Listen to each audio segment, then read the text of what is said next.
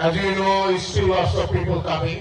যথাযথ ধর্মীয় ভাবগাম্ভীর্য আর আনন্দ উৎসবের মধ্য দিয়ে অস্ট্রেলিয়ায় পালিত হয় পবিত্র ঈদুল আজহা। বাংলাদেশের সঙ্গে একই দিনে ঈদ হওয়ায় আনন্দের মাত্রা বেড়েছে বহুগুণ। এছাড়া স্থানীয় সময় শনিবার সাপ্তাহিক ছুটির প্রথম দিন হওয়ায় প্রচণ্ড ঠান্ডা উপেক্ষা করে পরিবার নিয়ে ঈদের জামাতে হাজির হন হাজারো মুসল্লি। বিপুল সংখ্যক প্রবাসী বাংলাদেশিরাও ঈদের জামাতে অংশ নেন।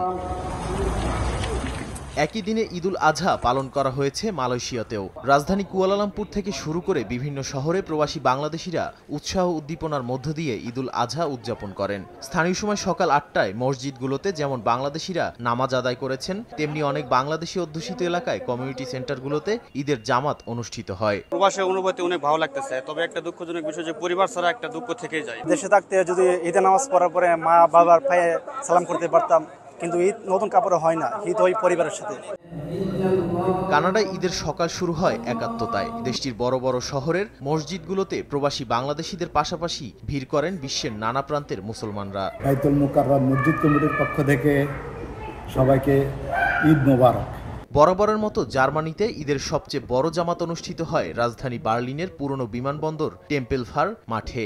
জাতি ধর্মবর্ণ নির্বিশেষে সর্বস্তরের প্রবাসীদের জন্য করা হয় বিশেষ দোয়া। খোলা জায়গায় পশু কোরবানির অনুমোদন না থাকায় ঈদ জামাতের পরপরই প্রবাসীরা ছুটে যান কোরবানির জন্য রাখা নির্দিষ্ট স্থানে।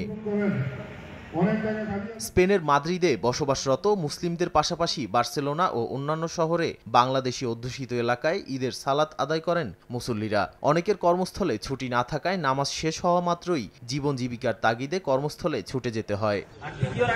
একই চিত্র ইউরোপের আরেক দেশ ইতালিতে। রাজধানী রোম, মিলান, ভেনিস সহ প্রধান প্রধান শহরগুলোতে মসজিদ এবং খোলা মাঠে ঈদের জামাত অনুষ্ঠিত হয়। আয়ারল্যান্ডেও বাংলাদেশি কমিউনিটির মুসল্লিরা ঈদের নামাজ আদায়ের পর একে অপরের সঙ্গে কোলাকুলি করে শুভেচ্ছা বিনিময় করেন। আয়োজন করা হয় বিভিন্ন মিষ্টি খাবারের। ইউরোপের একেবারে উত্তর প্রান্তের দেশ ফিনল্যান্ডে 4টি স্থানে বাংলাদেশ কমিউনিটির আয়োজনে ঈদ জামাত অনুষ্ঠিত হয়েছে।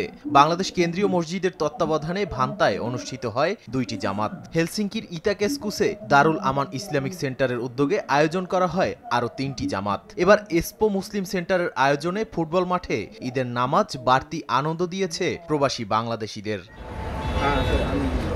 এদিকে মধ্যপ্রাচ্যের দেশ সংযুক্ত আরব আমিরাতে যথাযোগ্য মর্যাদায় ঈদুল আজহা উদযাপিত হয়েছে। দেশটিতে অবস্থানরত প্রবাসী বাংলাদেশিরা স্বতঃস্ফূর্তভাবে ঈদের জামাতে শরিক হন। জামাত শেষে পশু কোরবানি দেন প্রবাসী বাংলাদেশিরা। বড় মসজিদে নামাজ পড়লাম, তারপরে এখান থেকে যে কুরবানি দিব, ছাগল টাগল সবাই একসাথে মিলেমিশে। মনের যে পশুত্বটা আছে এটাকে কোরবানি করার মধ্য দিয়ে আমি মনে করি যে এই ঈদটা উদযাপন করা উচিত।